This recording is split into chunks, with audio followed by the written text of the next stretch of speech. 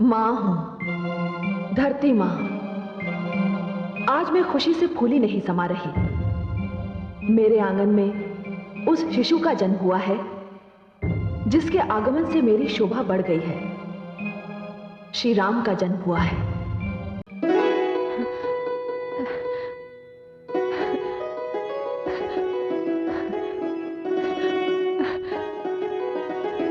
बधाई हो दीदी। कैकेयी, तुम इस दशा में उठकर क्यों चली आई? बड़ी मूर्ख है तुम्हारी दाई माँ। उसने तुम्हें आने क्यों दिया? वह मुझे रोक रही थी, पर मैं कहाँ रुकने वाली। मुझसे रहा नहीं गया। मैं तो राम को देखने को व्याकुल थी। लो, संभाल के। अरे अरे अरे, मेरा राम। इसे तो जो भी देखता है यही कहता है कि ये मेरा राम है। अब तो मुझे भी विश्वास हो गया है कि ये मेरा ही नहीं, सबका राम है। होगा सबका, पर मेरा इस पर विशेष अधिकार है। मैं माँ हूँ इसकी। ये सत्य कहा तुमने छोटी रानी। तुम्हारा अधिकार सबसे अधिक है। तो बस ठीक है, अब राम मेरे हुए।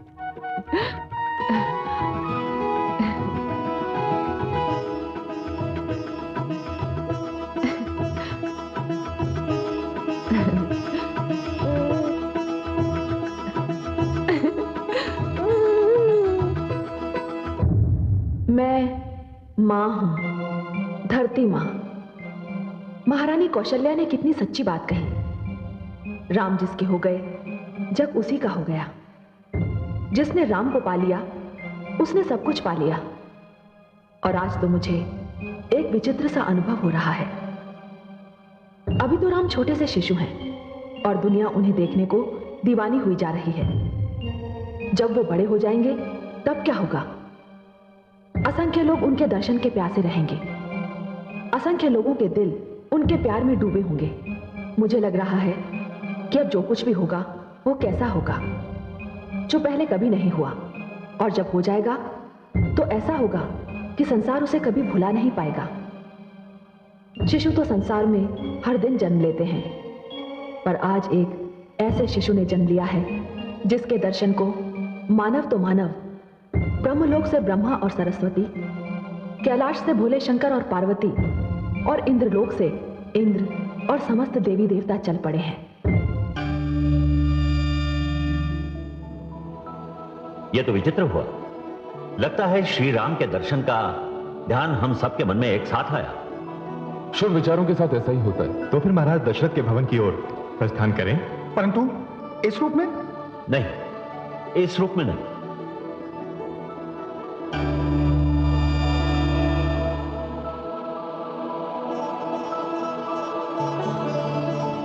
तो प्रस्थान करें। शुभश्च शीघ्रम। महामंत्री सुमंत। आज्ञा महाराज। राजकोष का मुख खोल दिया जाए। राज्य में कोई निर्धन न रहे, कोई भूखा नंगा न दिखाई दे। राजकोष के रिक्त हो जाने की चिंता रखी जाए। ऐसा ही होगा महाराज। यूं भी आज अयोध्या में उत्सव का दृश्य है। प्रजा प्रसन्नता से पागल हुई जा रही है। अयोध्या नरेश की जय हो। महाराज, राजकुमार के दर्शनों के लिए कुछ विशेष अतिथि पधारे रहे हैं और भीतर आने की अनुमति चाहते हैं। मैं स्वयं चलता हूं।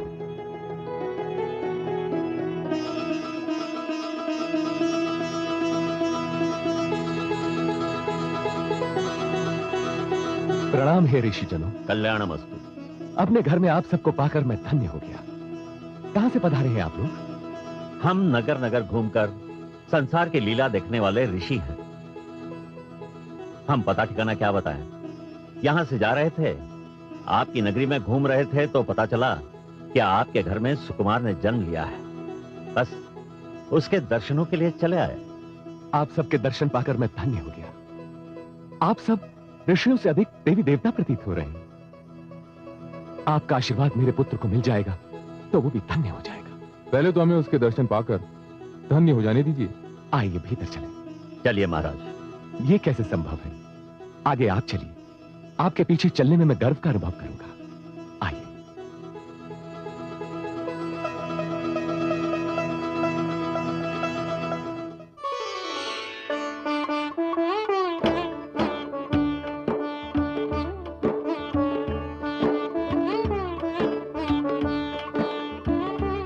प्रणाम ऋषिवर।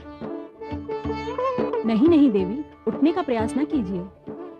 आपको विश्राम की आवश्यकता है, आप विश्राम कीजिए।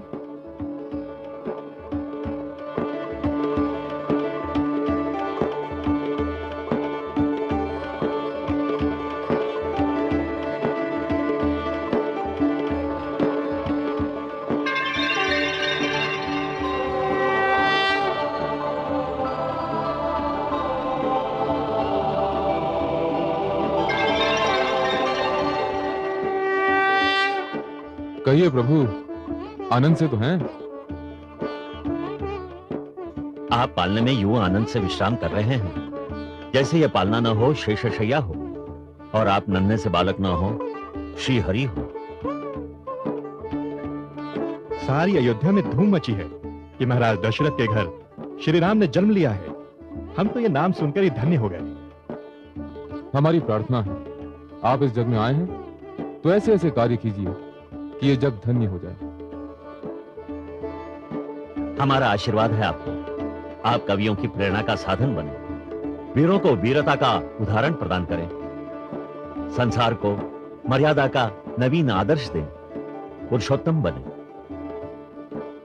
जो आपका नाम लेगा उसका बेड़ा पार हो जाएगा। हमारा आशीष है कि आपका नाम आपसे भी अधिक शक्तिशाली हो। हमें भी अपने दर्शनों से कृतार्थ करते रहिएगा, हमसे नाता न तोड़िएगा। अब हमें जाने की अनुमति दीजिए, हमें जाने की अनुमति दें। मैं आप सबका आभारी हूं। आपने यहां आकर मुझ पर बड़ा उपकार किया है।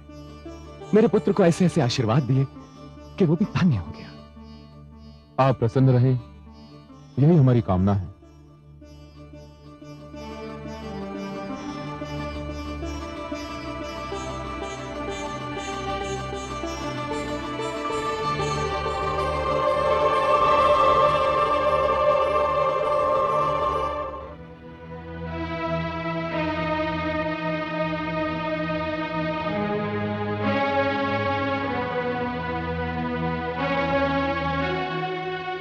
पुत्र अक्ष,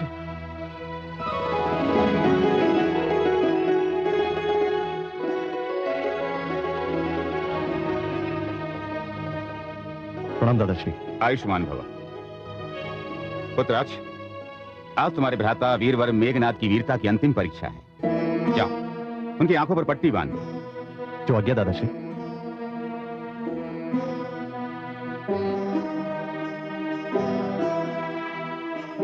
भ्राता मेघनाथ,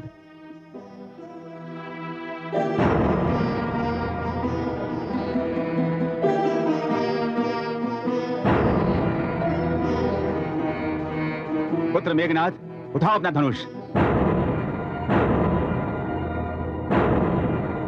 आप धनुष पर बाण चढ़ाओ।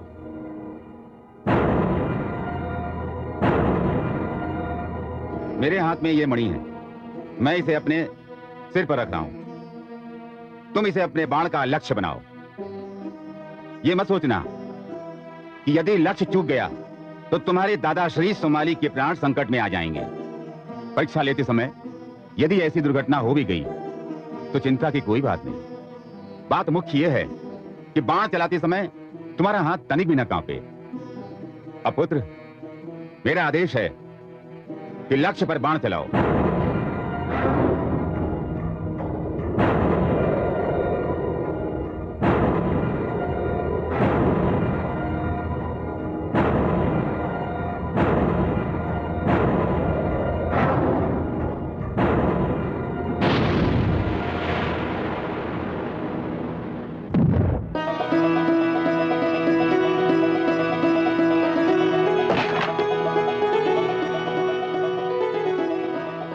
वाह मेघनाथ वाह, वीर रावण के वीर पुत्र, तुम अपनी परीक्षा में सफल हुए। किंतु अब संभलो। दादाश्री,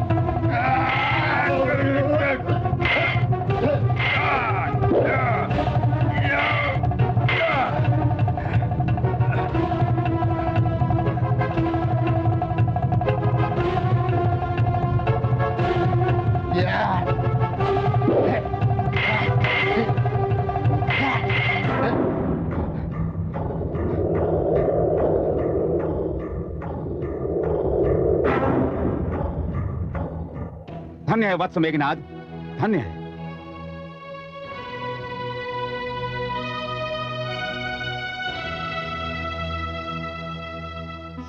आयुष्मान भव। मैं तुम दोनों से अत्यंत प्रसन्न हूं। तुम दोनों ने बड़ी लगन से युद्ध विद्या सीखी। मेरा मन प्रसन्न हो गया।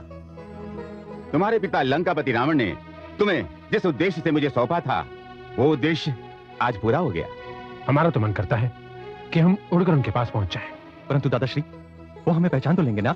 पुत्र, तुम बहुत छोटे थे, बहुत ही छोटे थे, जब तुम्हारे पिता ने तुम दोनों को मेरे हाथों में सौंपा था। हो सकता है कि वे तुम्हें अचानक देखने पर भी पहचान न पाए, पर जब पहचान लेंगे और जान लेंगे कि तुम क्या बन गए हो, तो उनके हर्ष का कोई ठिकाना नहीं रहेगा। देवताओं के विरुद्ध अभियान में तुम दोनों उनके बहुत बड़े सहायक बनोगे। मैंने भी तुम्हें इसी लक्ष्य से युद्ध की शिक्षा दी है।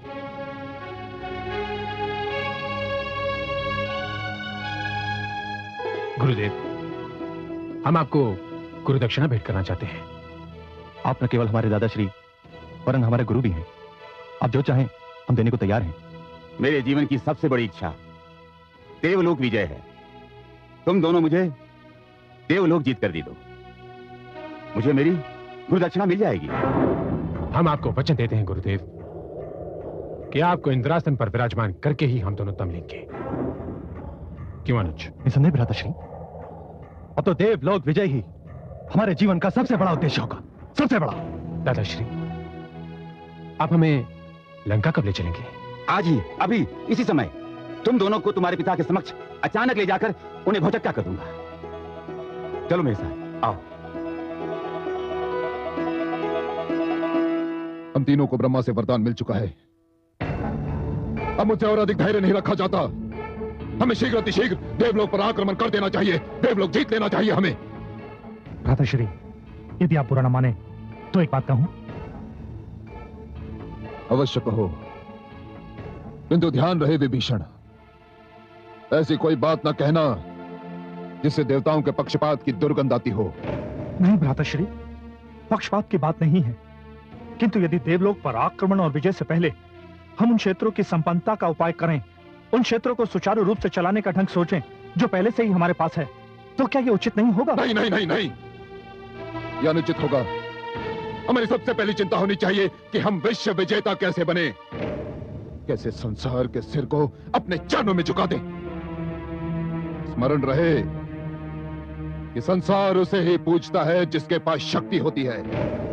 देवलोक विजय के उपरांत हमारे सामने कोई चुनौती नहीं बचती। हमें आक्रमण करना ही चाहिए। क्यों मजले, मैंने ठीक कहा ना? भ्राताश्री, मैं आपसे पूरी तरह सहमत हूं, पर मेरी समस्या यह है कि मैं 6 मास तक सोता रहता हूं और फिर जिस एक दिन जागता हूं, उस दिन भोजन के उपरांत तीसरे पहर से ही मुझे नींद आने लगती है।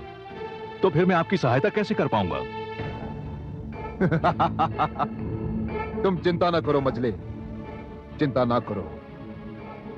मैं युद्ध उस दिन आरंभ करूंगा जिस दिन तुम्हारे जागने का दिन होगा, और तीसरे पहर से पहले मैं युद्ध समाप्त कर दूंगा। किंतु अब मैं देवलोक विजय किए बिना नहीं मानूंगा, नहीं मानूंगा मजले। मानना भी नहीं चाहिए। नाना श्री, आइए आइए। प्रणाम नाना श्री। आयुष्मान भव। आइए नाना श्री, आइए। प्रणाम नाना श्री। आयुष्मान भव। प्रणाम नाना श्री। आयुष्मान भव। नाना श्री, आपके आने से मेरी शक्ति और भी बढ़ गई है। मेरे आने से तुम्हारी शक्ति नहीं बढ़ी, तुम्हारी शक्ति बढ़ी उन वीर योद्धाओं के आने से जो स्वयं में एक सेना है। मैं तुम्हें 2 ऐसे योद्धा दे रहा हूं जो अपने आप में उदाहरण हैं। तीनों लोक में उनका कोई जोड़ीदार नहीं। वे तुम्हारी युद्ध क्षमता की कमी को पूरा करेंगे। नाना श्री, ऐसे वीर योद्धा कौन हैं? भीतर आओ मेरे शूरवीरों।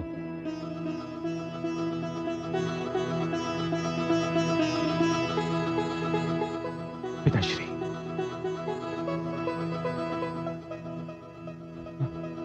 एकनाथ,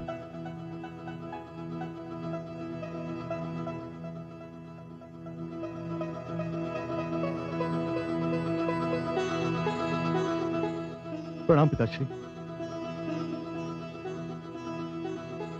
अक्ष कुमार मेरे पिताश्री। प्रणाम काकाश्री। आयुष्मान भव। प्रणाम काकाश्री। आयुष्मान भव। ये रही तुम्हारी धरोहर जिन्हें तुमने शैशवावस्था में मेरे हाथों में सौंपा था। मैंने रात दिन एक करके इन्हें ऐसे योद्धाओं में परिवर्तित कर दिया कि ये युद्ध नीति के अतिरिक्त कुछ और जानते ही नहीं। इन्हें पराजित करना तो दूर की बात है, कोई इनका सामना तक नहीं कर सकता।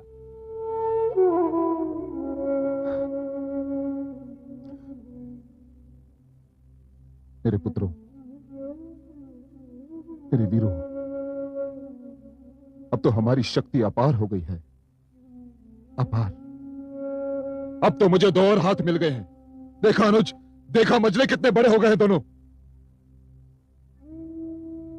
पुत्रों, तुम्हारी माता तुम्हारे लिए बहुत व्याकुल थी। जाओ, उनसे मिलाओ। जाओ। आज्ञा दीजिए पिताश्री। आयुष्मान भव।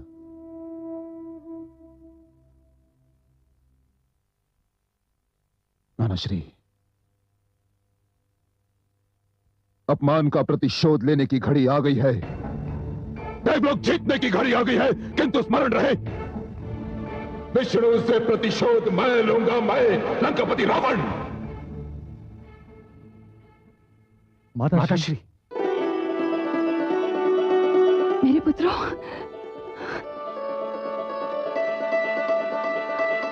प्रणाम माताश्री।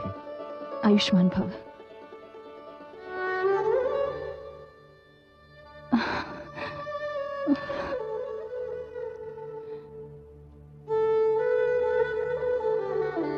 पुत्रों, तुम बहुत ही उचित समय पर आए हो। मैं तुम्हारे लिए बहुत व्याकुल थी।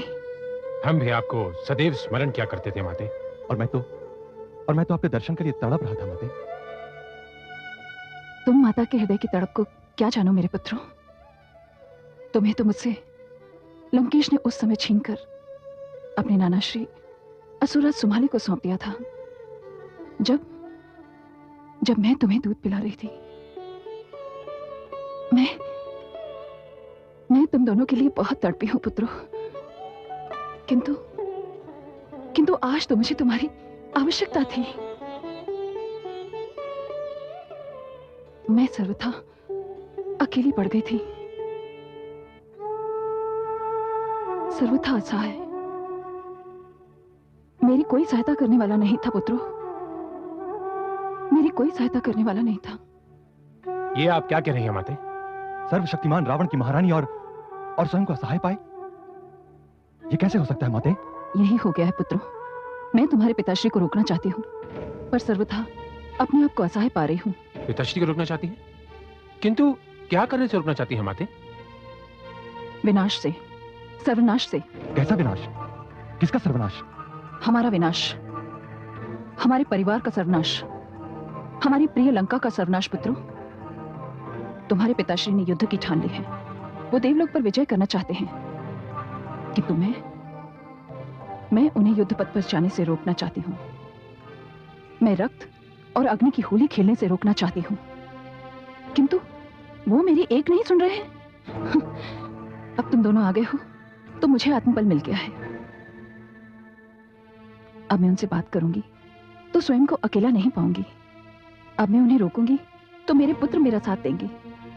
क्यों, है ना? बोलो। क्या बोले माताश्री? इतने वर्षों पश्चात आज पहली बार हमारी भेंट हुई है और आप हमसे वो भाषा बोलने को कह रही हैं जो हमने सीखी नहीं। हे माता, हमें दादाश्री ने केवल युद्ध नीति बनाना, युद्ध की बातें करना, युद्ध करना और युद्ध जीना ही सिखाया है। हम युद्ध के अतिरिक्त और कुछ सोच ही नहीं सकते। फिर हम पिताश्री से किस मुंह से कहें कि वे युद्ध ना करें? ये तुम क्या कह रहे हो पुत्रो? मैंने तो सारे जीवन की आशाएं तुमसे लगा रखी हैं। मेरी आस को धूमिल मत करो पुत्र। किंतु माते, हमने दादाश्री को गुरुदक्षिणा में देवलोक विजय का वचन दिया है। हमें तो वहां भेजा भी इसी उद्देश्य से गया था। माताश्री, हमें खेद है कि हम आपको निराश कर रहे हैं। हमें क्षमा कर दीजिए माते, किंतु ना तो हम पिताश्री का साथ छोड़ सकते हैं और ना ही अपना मार्ग बदल सकते हैं। हमें अनुमति दीजिए माते। पुत्रों,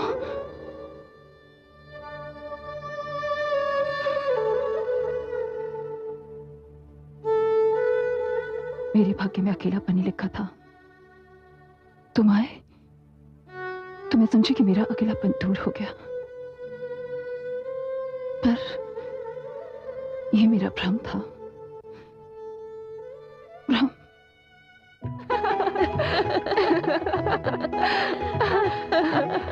मेरा मन करता है कि मैं हर पल इसे ही निहारती रहूं।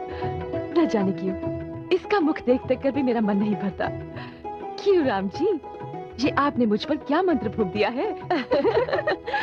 राम ही तुमसे इतना हिल मिल गया है कि तुम्हारे पाँव की चाप सुनते ही उधर ही देखने लगता है जिधर से तुम आती हो। अच्छा जी, मेरा बस चले तो मैं केके, क्या हो रहा है? केके, दासी, केके, संभालो तनिक। दासी, केके रुको, मैं धाई माँ को बुलाती हूँ। आगे महारानी। जा और धाई माँ मंत्रा को बुला ला। लगता है केके के प्रसव का समय निकट आ गया। जो आ गया।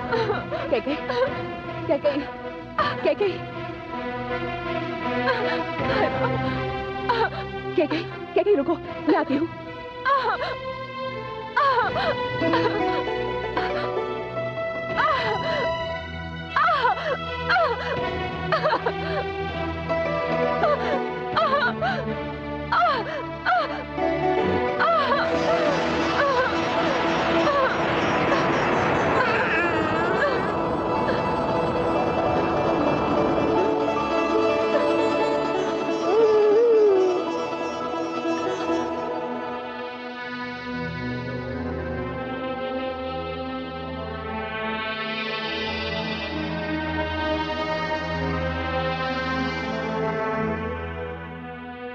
चिंतित न हो महाराज, पुष्य नक्षत्र है और कुछ ही क्षणों में आपको एक और शुभ समाचार मिलने वाला है।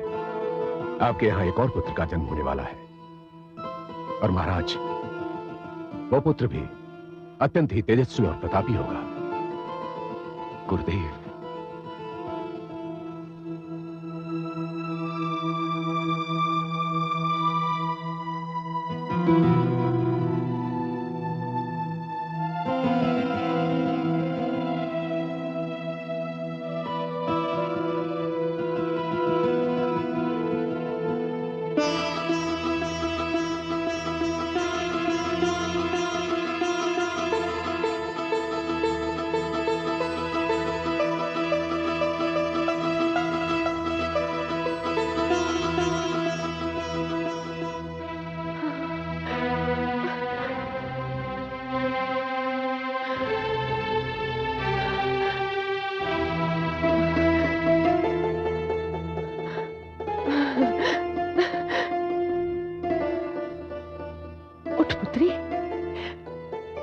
गया है जिसके आने के लिए मैं एक एक घड़ी गिन रही थी। वो सूर्य उदय हो गया है पुत्री, जिसके प्रकाश के आगे संसार के सारे दीपक मंद हो जाएंगे। वो आ गया है पुत्री, जो तुझे अयोध्या में सर्वोच्च स्थान दिलाएगा, तुझे सर्वश्रेष्ठ बनाएगा पुत्री।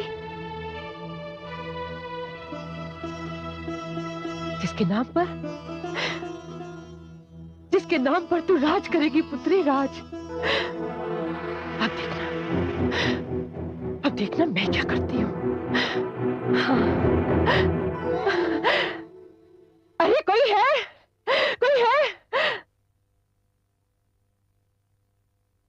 प्रणाम धाइमा।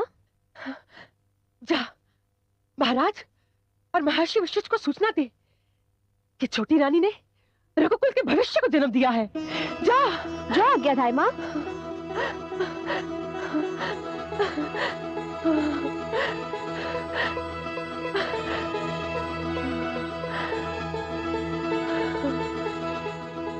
उठ पुत्री, जाग।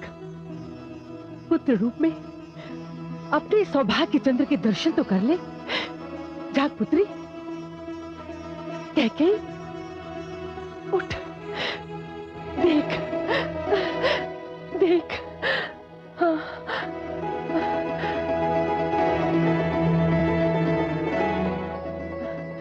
लेटी रहिए। प्रसव वेदना का अनुभव करने के पश्चात नारी कुछ दिनों तक सारे शिष्टाचार से मुक्त रहे। प्रणाम गुरुदेव। सौभाग्यवती भाव।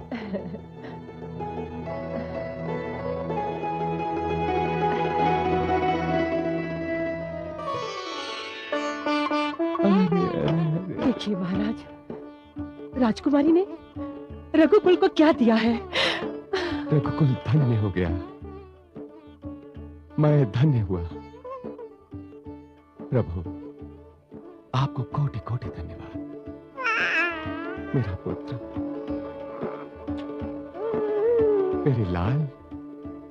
देवी मंथरा, आपकी राजकुमारी ने मात्र रघुकुल को ही नहीं, अभी तो अयोध्या को, इस संसार को एक चिंतक, एक विचारक, एक महात्मा और संबंधों का एक महान पार्क ही दिया है। महाराज, धन्य है महारानी कैकेयी, इन्होंने मानवता को एक महान सेवक दिया है। सम्राट को सेवक आप ही कहेंगे। देख लेना, मेरी राजकुमारी का पुत्र रघुकुल का इतिहास बदलकर रख देगा। मैं इसका पालन पोषण इस ढंग से करूंगी कि यह सबके आकर्षण का केंद्र बन जाएगा। महाराज, आज अयोध्या पर ईश्वर की कृपा की वर्षा हो रही है। मंजली रानी सुमित्रा ने भी 2 पुत्रों को जन्म दिया है। धन्य हो प्रभु। आप जाइए महाराज, मैं हूं ना यहाँ छोटी की देखभाल के लिए। संभालिए।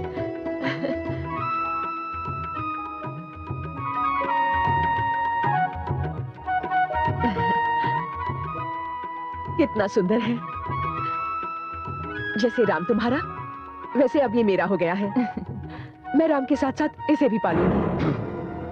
मैं पालने दूंगी तब ना, मैं तो इसको तुम्हारी छाया से भी दूर रखूंगी। मैं इसको इसकी मां की भांति कदापि न बनने दूंगी। राजभवन में मेल मिलाप के नाम पर जो आडंबर छाया हुआ है, उसे एक दिन मिट्टी में न मिला दूं तो मेरा नाम भी मंत्रा नहीं मंत्रा। मैं मां हूं, धरती मां। अयोध्या खुशी से झूम रही है, और क्यों ना झूमे। जिस राजा का आंगन न जाने कब से सूना पड़ा था, आज वहां 4 राजकुमारों की चुलबुली हंसी और भोली भाली किलकारियां गूंज रही थीं। दशरथ की झोली में एक साथ इतना सारा धन आया तो वे भी सुध-बुध भूल गए। पुत्रों के प्रेम ने उनको दुनिया भुला दी। उधर रावण युद्ध की घोषणा कर चुका था। देवराज की जय हो। क्या समाचार है दूत? देवराज, दुष्ट रावण ने देवलोक विजय और आपका आसन छीनने का निश्चय कर लिया है। वो एक भारी सेना लेकर आ रहा है। उसके साथ उसका शक्तिशाली भाई कुंभकर्ण और 2 पुत्र मेघनाद और अक्षकुमार भी हैं। देवराज, हमें सतर्क हो जाना चाहिए। कुंभकर्ण अत्यंत शक्तिशाली है। वो अकेला ही हमारी सारी सेना पर भारी पड़ सकता है। बस हमें उसी का तोड़ ढूंढना होगा वरुणदेव, और उसका बस एक ही तोड़ है। वो क्या देवराज? उस मूर्ख ने ब्रह्मदेव से ऐसा वरदान मांग लिया है कि वो शक्तिशाली होते हुए भी युद्ध की क्षमता नहीं रखता। 6 मास उपरांत एक दिन के लिए ही तो जागता है वो दुष्ट, वो भी बस तीसरे पहर तक। किंतु देवराज, तीसरे पहर तक तो हमारी सारी सेना का सर्वनाश कर चुका होगा। नहीं वरुण देव, वो ऐसा नहीं कर पाएगा, क्योंकि हम उसे ऐसा करने ही नहीं देंगे। हम तभी रण क्षेत्र पहुंचेंगे जब वो सो चुका हो या सोने वाला हो। हम पूरी शक्ति से आक्रमण करेंगे और हमारे आक्रमण का लक्ष्य रावण ही होगा, केवल रावण। सेना को तैयार किया जाए। जो आज्ञा देवराज। गगरी जिसके पाप की पल पल भरती जाए, कहो पतन से फिर उसे कैसे कोई बचाए। जिसको अपनी शक्ति पर हुआ तनिक अभिमान, नष्ट हुआ वहाँ आप ही शाप बना वरदान, शाप बना वरदान।